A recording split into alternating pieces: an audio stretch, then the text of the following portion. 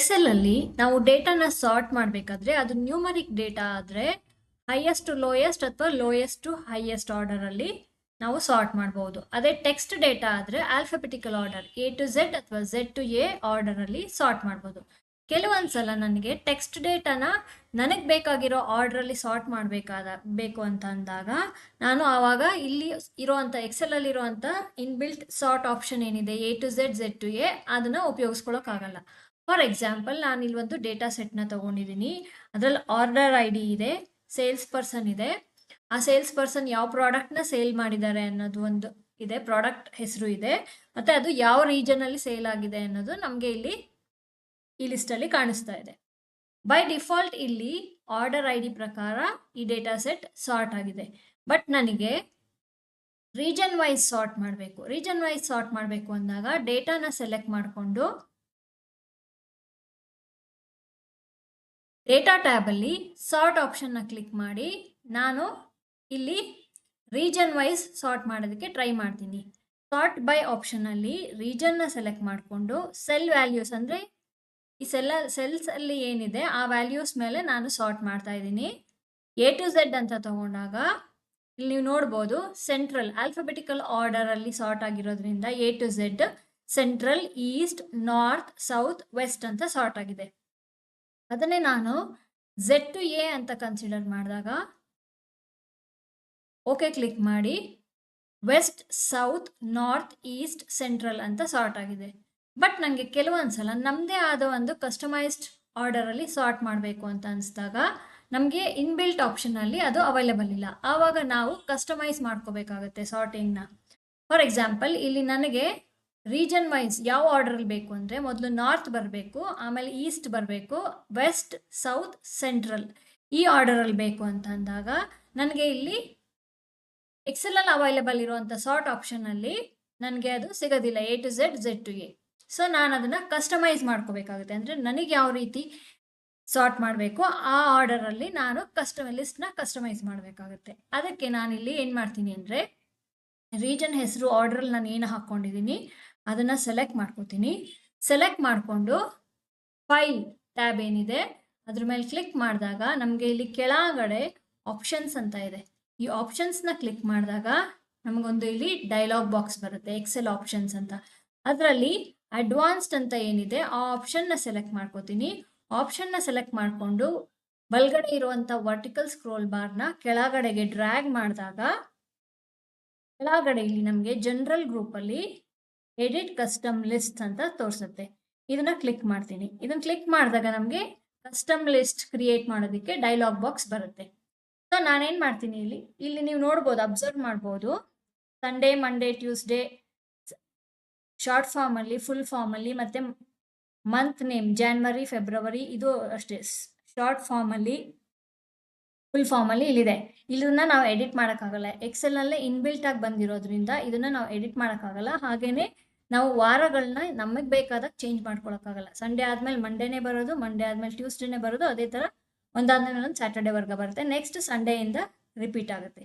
ಅದೇ ಥರ ತಿಂಗಳು ಕೂಡ ಇದನ್ನು ನಾವು ಯಾವುದೇ ಥರ ಚೇಂಜಸ್ ಮಾಡೋಕ್ಕಾಗೋದಿಲ್ಲ. ಅದಕ್ಕೆ ನಮ್ಗೆ ಇಲ್ಲಿ ಚೇಂಜಸ್ಸಿಗೆ ಆಪ್ಷನ್ ಇಲ್ಲ. ಸೊ ನಮಗೆ ಬೇಕಾಗಿರೋವಂಥ ಲಿಸ್ಟ್ನ ನಾವು ಕ್ರಿಯೇಟ್ ಮಾಡಬೇಕು ಅಂತ ಅಂದಾಗ ನ್ಯೂ ಲಿಸ್ಟ್ನ ಸೆಲೆಕ್ಟ್ ಮಾಡ್ಕೋಬೇಕು. ನಾನು ಆಲ್ರೆಡಿ ಇಲ್ಲಿ ವರ್ಕ್ಶೀಟಲ್ಲಿ ಸೆಲ್ಸ್ನ ರೇಂಜ್ನ ಸೆಲೆಕ್ಟ್ ಮಾಡ್ಕೊಂಡಿರೋದ್ರಿಂದ ಆ ರೇಂಜ್ದು ಅಡ್ರೆಸ್ ನಮ್ಗೆ ಇಲ್ಲಿ ಕಾಣಿಸ್ತಾ ಇದೆ. ಅಕಸ್ಮಾತ್ ಸೆಲೆಕ್ಟ್ ಮಾಡ್ಕೊಂಡಿಲ್ಲ ಅಂದರೆ ಈ ಆ್ಯರೋ ಮೇಲೆ ಕ್ಲಿಕ್ ಮಾಡಿ ನಾವು ಎಲ್ಲಿ ರೇಂಜ್ನ ಯಾವ ಆರ್ಡ್ರಲ್ಲಿ ನಾವು ಸೆಲೆಕ್ಟ್ ಮಾಡಬೇಕು ಅಂತಿದ್ದೀವಿ ಅಲ್ಲಿ ನಾವು ಹೋಗಿ ಮೌಸ್ ಕ್ಲಿಕ್ ಮಾಡಿ ಡ್ರ್ಯಾಗ್ ಮಾಡಿ ಸೆಲೆಕ್ಟ್ ಮಾಡ್ಬೋದು. ಈಗ ಆಲ್ರೆಡಿ ಸೆಲೆಕ್ಟ್ ಮಾಡ್ಕೊಂಡಿರೋದ್ರಿಂದ ನಾನು ಏನು ಮಾಡೋದಿಲ್ಲ, ಜಸ್ಟ್ ಆ್ಯರೋನ ಕ್ಲಿಕ್ ಮಾಡಿ ಇಂಪೋರ್ಟ್ ಅಂತ ಏನಿದೆ ಬಟನ್ ಇದನ್ನ ಕ್ಲಿಕ್ ಮಾಡ್ತೀನಿ.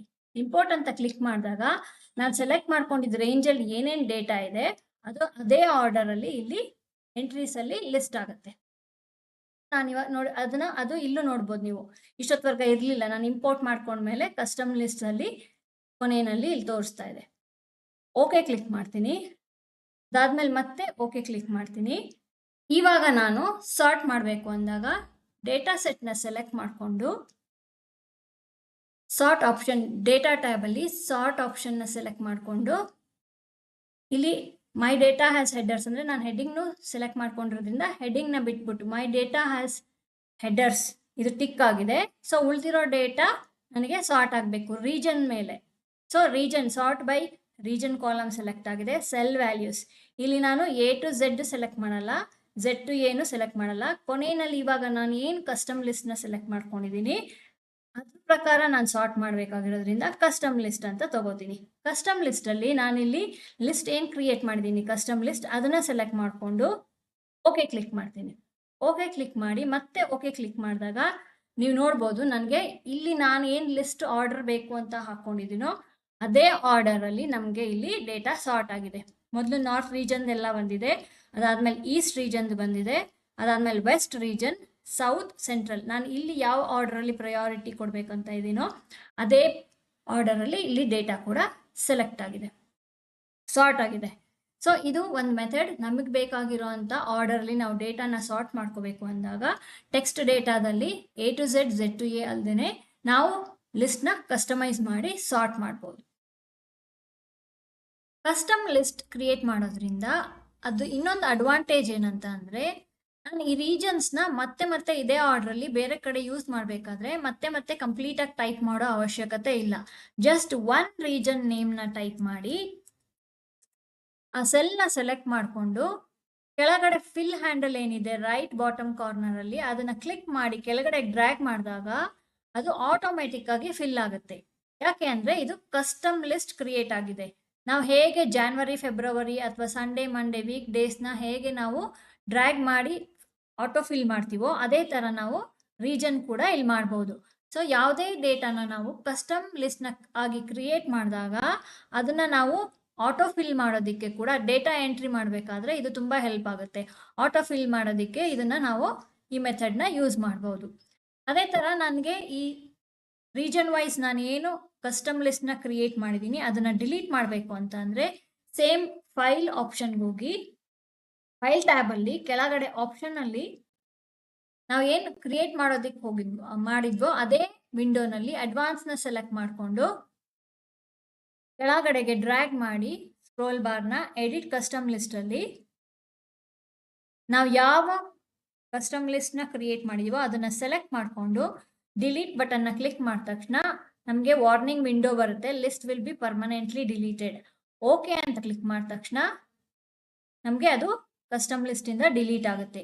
ಓಕೆ ಕ್ಲಿಕ್ ಮಾಡ್ತೀನಿ, ಮತ್ತೆ ಓಕೆ ಕ್ಲಿಕ್ ಮಾಡ್ತೀನಿ. ಓಕೆ ಕ್ಲಿಕ್ ಮಾಡಿದ ತಕ್ಷಣ ಅದು ಡಿಲೀಟ್ ಆಗಿದೆ.